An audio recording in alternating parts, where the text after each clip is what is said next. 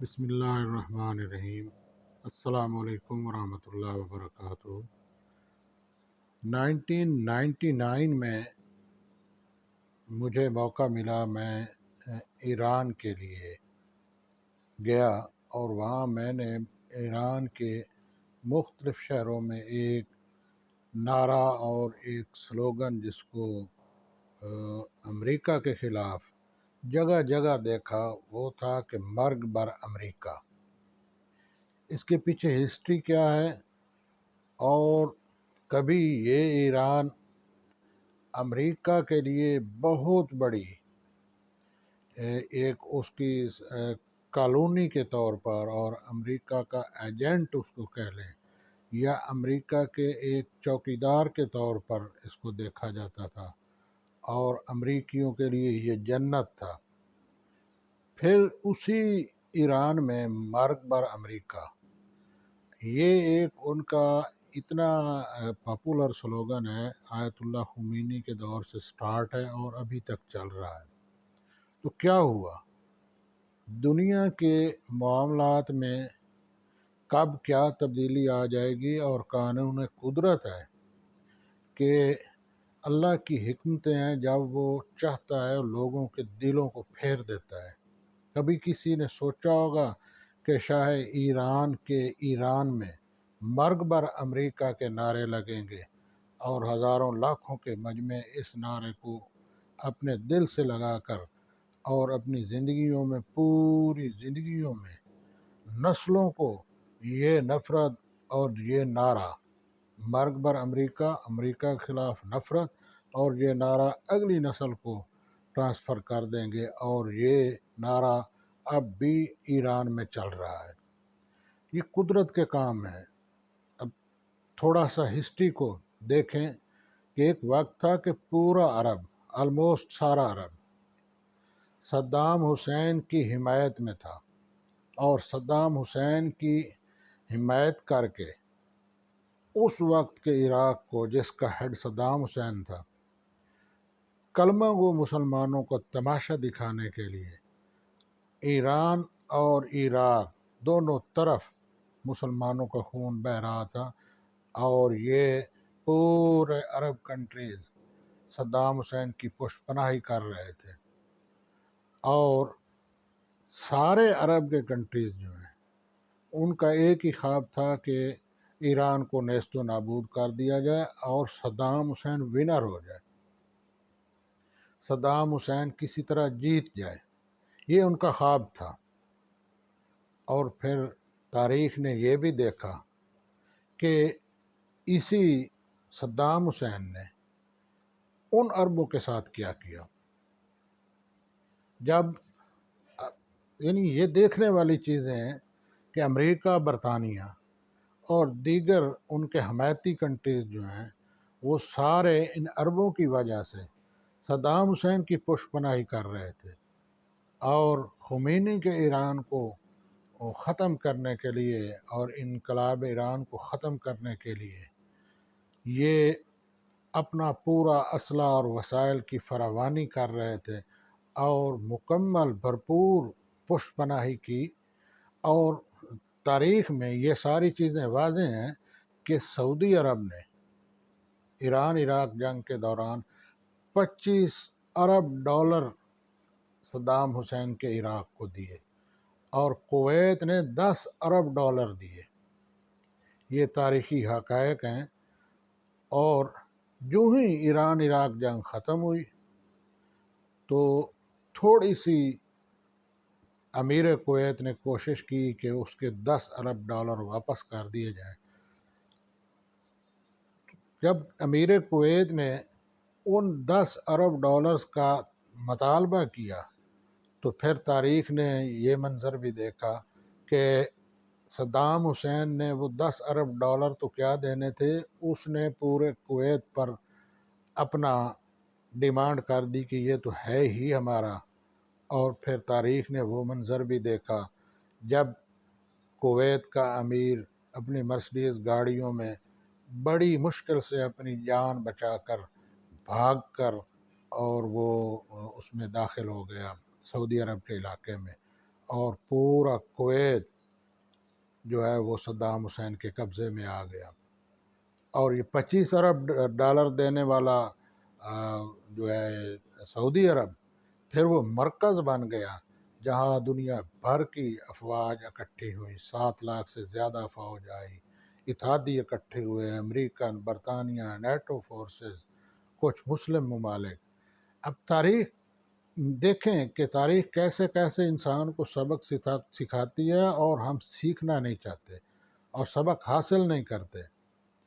پوری ایران عراق جنگ میں شام کی پوری حمایت، مدد، تعاون جو ہے وہ ایران کے ساتھ رہا، پورا عرصہ وہ ان کے ایران کے ساتھ رہا، ایران کا دوست گنا جاتا رہا۔ لیکن اس خلیج کی اس جنگ میں یہ شام جو ہے یہ ان سعودی اور کویتی فورسز کے ساتھ آ کے کھڑا ہو گیا، اور جب یہ جنگ سٹارٹ ہوئی 1 اور 2 اگست 1990 کی درمیانی رات کو کویت پر جب قبضہ ہو گیا، سٹارٹ ہوا، اور ود ان 2 days اس نے 4 سے 5 ہزار لوگ مار دیے گئے، اور پورے کویت پر قبضہ جو ہے وہ کمپلیٹ کر لیا گیا۔ تو پھر ان سعودی کویتی حکمرانوں نے ایک طائف میں، سعودی عرب کے طائف شہر میں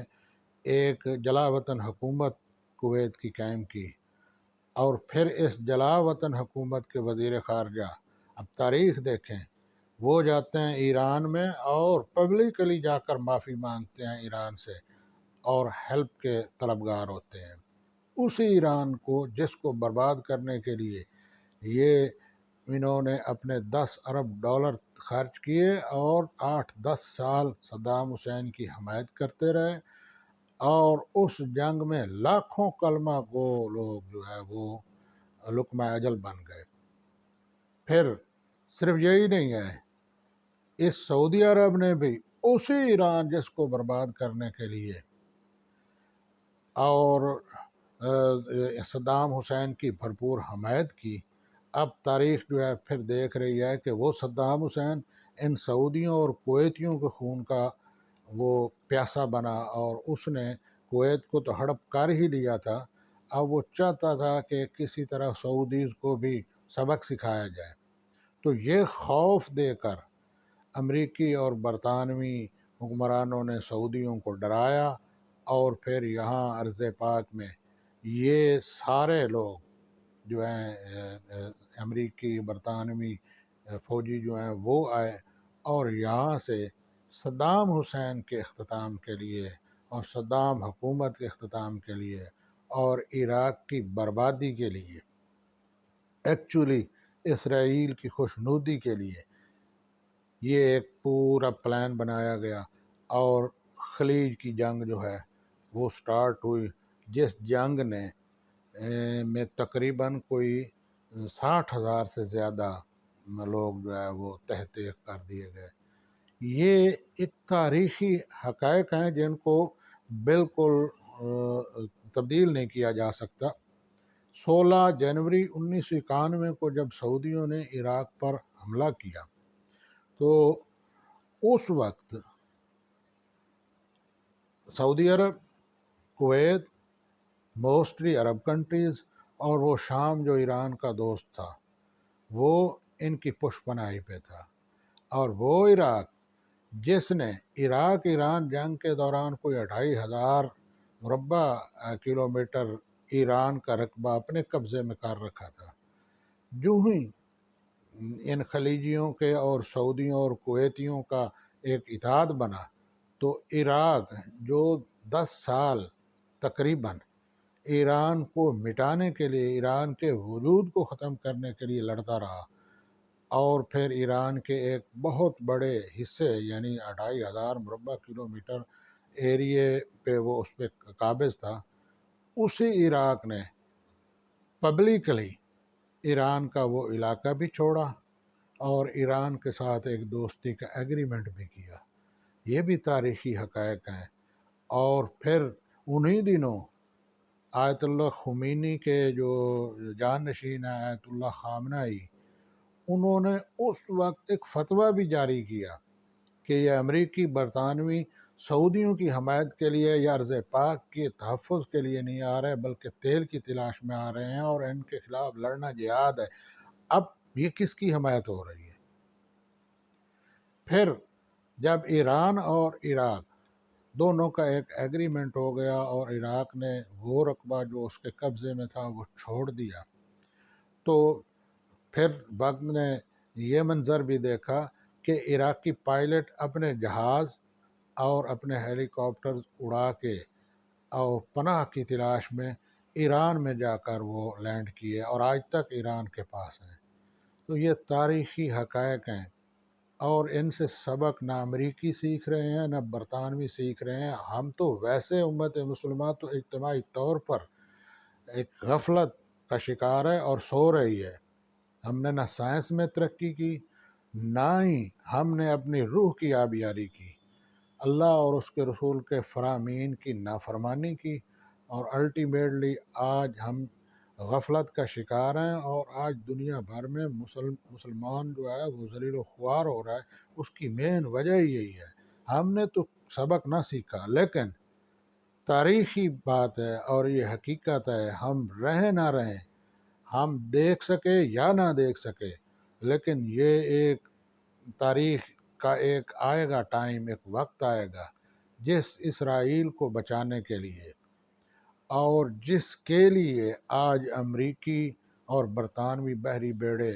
مختلف سمندروں میں موجود ہیں، اور اس کے ہر ناجائز کام اور ہر ناجائز فعل کو وہ لیگلائز کرنے کے لیے دوڑے پھرتے ہیں، سفارتی کوششیں کر رہے ہیں، اور معصوم نہتے فلسطینی بچے عورتیں ذبح ہو رہے ہیں، اور یہ اسرائیل کی بھرپور حمایت میں کھڑے ہیں۔ وقت آ رہا ہے جب یہی اسرائیل اگر ان نہتے فلسطینیوں سے بچ گیا، اگر تاریخ نے اس کو بچا دیا، اللہ کی حکمت ہوئی اور یہ بچ گیا، تو پھر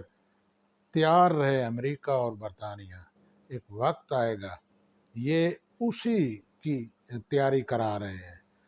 اسی اسرائیل کی تیاری کرا رہے ہیں جس اسرائیل نے دنیا میں امریکہ اور برطانیہ دونوں کی تباہی کا سبب بننا ہے۔ اور کوئی نہیں جانتا تھا کہ جب عراق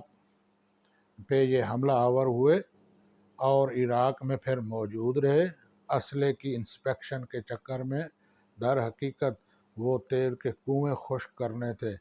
تو جتنا عرصہ یہ رہے ان کو نہیں پتا تھا، یہ سمجھتے تھے کہ ہم عراق پہ بھی نگاہ رکھ رہے ہیں اور ایران پہ بھی نگاہ رکھ رہے ہیں، اور عراق کو جو ہے اس کو بھی اپنا بنا رہے ہیں۔ در حقیقت قدرت اس وقت اسی عراق میں ایک اور ایران کی پرورش کر رہی تھی، اور پھر ابھی جب یہ جھگڑا سٹارٹ ہوا ہے، یہ ہو کر رہے گا، اور جب ہوگا تو اس وقت خلیج میں ایک ایران نہیں، یہ عراق جو ہے ایران ثانی ہے، اور دو ایرانوں سے لڑنا پڑے گا۔ اور یہ اس وقت جب یہ پلانر خلیج میں پورا حملہ کر رہے تھے اور ایران اور صدام حسین کو برباد کر رہے تھے، اس وقت ان کے خواب و خیال میں بھی نہیں تھا کہ ایران کی صورت میں عراق میں ایک اور ایران پیدا ہو جائے گا۔ یہ تاریخی حقیقتیں ہیں، بہت جلد جو زندہ رہے وہ دیکھیں گے کہ اسرائیل ہی اپنے حمایتیوں کی تباہی کا سبب بنے گا۔ اللہ پاک ہمیں سمجھ اور فہم عطا فرمائے اور عبرت حاصل کرنے کی کوشش کرنی چاہیے۔ السلام علیکم ورحمۃ اللہ وبرکاتہ۔